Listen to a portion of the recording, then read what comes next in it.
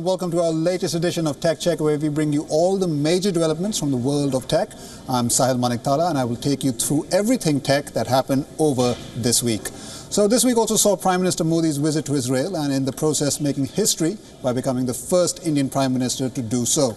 Therefore, we decided to celebrate this milestone by getting you the top tech innovations from Israel, a country known for making great inventions.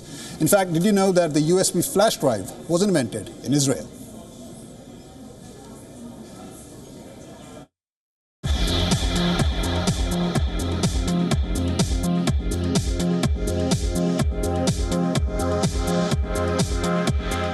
That's right, Israel invented the USB flash drive. You know, that little stick of joy that can store all your documents, files and movies. Probably used by everyone on the planet, it's surely one of the most useful inventions out there. In the year 2000, the first USB was sold. At that time, it only had 8 MB capacity and went on to quickly replacing CDs.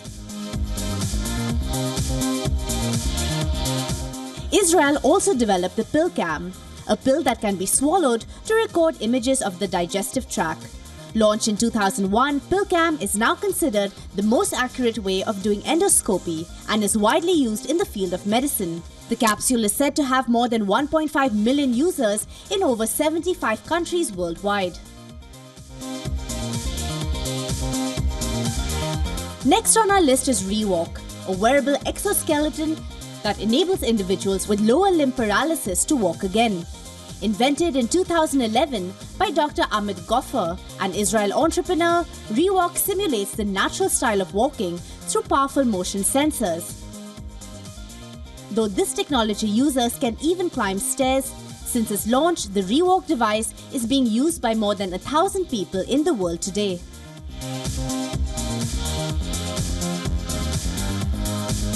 Waze is probably one of the most popular Israeli innovations.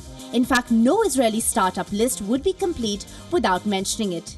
It's basically a GPS-based travel app that gives you turn-by-turn navigation using complex algorithm and real-time data. It was launched in 2008 in Israel and is now owned by Google. Waze is used in over 100 countries and is likely to play a major role in the development of Google's self-driving cars.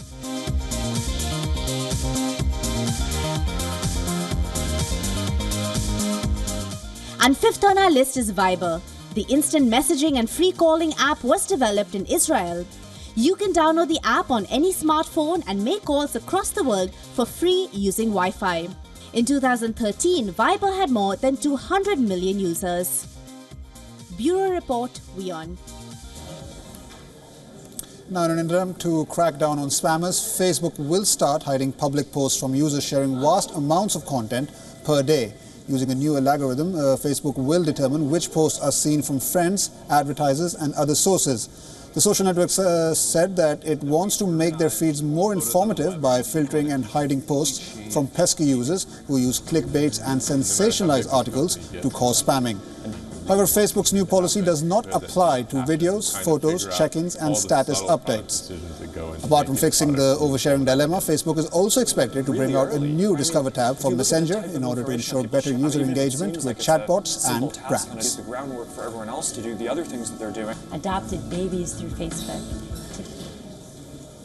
Now, car manufacturer Volvo is going all in on clean cars. The Swedish firm announced this week that all cars launched from 2019 will be partially or completely battery powered, and in the process signaled a historic end to building models that only have an internal combustion engine. Between 2019 and 2021, the firm will introduce 5 100% electric models and ensure the rest of its lineup will have some form of hybrid engine. Volvo is, of course, the first major manufacturer to make such a move, seen by many as bold but risky, especially considering electric cars make up only a small fraction of the market. According to reports, the first of Volvo's electric cars will be built in China, but others would be made in Europe and the US.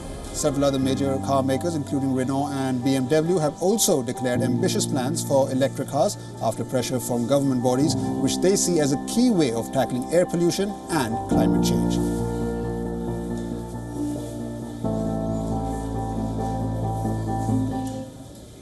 Now, talking about electric cars, Tesla's long-awaited Model 3 is now in production. The sleek four-door sedan takes Tesla's striking design language in a new direction and is aimed at well-established players in the luxury segment like the BMW 3 Series and the Mercedes-Benz C-Class. Seriously, if James Bond ever decided to go green, then this would probably be the car he would drive. The 3 is also set to benefit from advances in battery technology and gets an updated cooling system. The basic model will start at $35,000, nearly half the price of Tesla's current cheapest car, making it the company's most affordable electric vehicle to date. According to CEO and founder Elon Musk, production should reach 20,000 cars a month by December. Earlier this year, Tesla overtook General Motors and Ford as the most valuable US car maker, even though it only built 84,000 cars in 2016.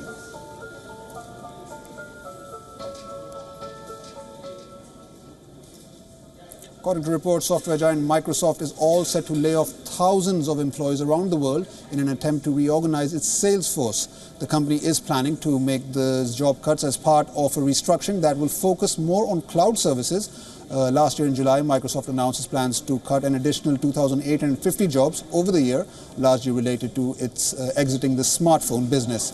This year in January, Microsoft shared its plan to cut 700 jobs, part of the previously announced restructuring. It seems like Microsoft now may be specifically focusing on its artificial intelligence Azure products, as Azure's revenue nearly doubled in the company's fiscal third quarter with 93% sales growth. After Amazon, Google and Apple, it seems Samsung is now all set to enter the smart speaker race.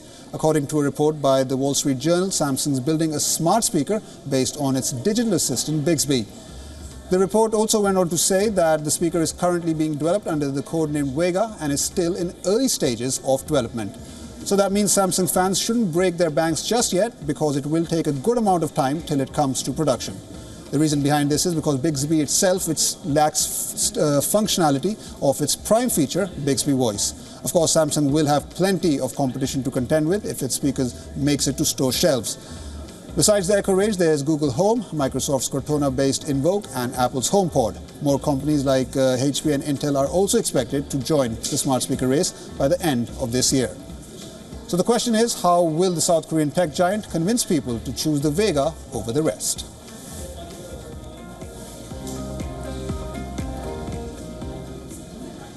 And in some more Samsung news, the company's fire-prone smartphone that sparked a global crisis is making a comeback. The world's largest smartphone maker says it's restructuring the Galaxy Note 7 by selling a cheaper refurbished version in South Korea starting Friday. Samsung will offer 400,000 phones dubbed the Galaxy Note 7 Fan Edition in its home country and will be priced at $611. The devices will be made from recalled unsealed Note 7 handsets and unused Note 7 components.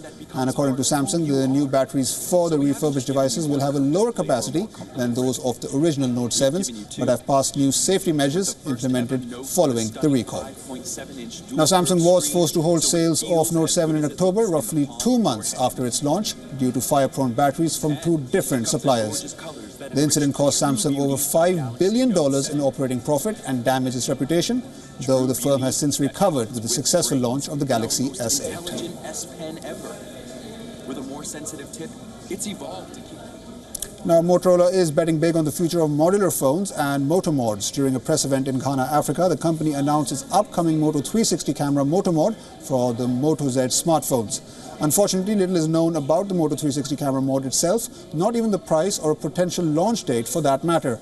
But what we do know is that, like the existing Moto mods, the new accessory can be attached to the rear of the Moto Z via a 16-pin connector and will allow you to shoot 360-degree photos and video. Motorola's new camera also resembles Essential's upcoming 360-degree camera, which attaches to the Essential phone through a modular system that will likely be one of the biggest competitors to Motorola's mod system.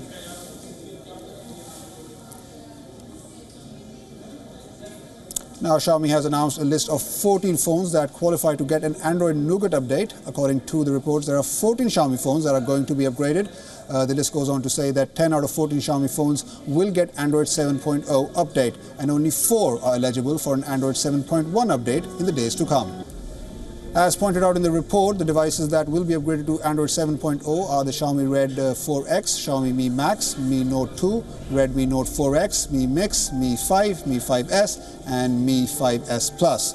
Meanwhile, the devices that will be upgraded to Android 7.1 Nougat include Xiaomi Mi 6, Mi Max 2, Mi 5C and Redmi 4X. Although it was very surprising to see that the Redmi Note 4 is nowhere on the list, leading to widespread speculation because the phone is already on Android 7.0 Nougat preview.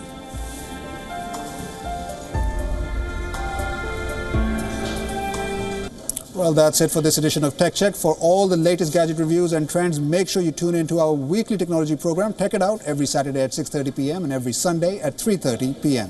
Thank you for watching. More news and updates on the other side.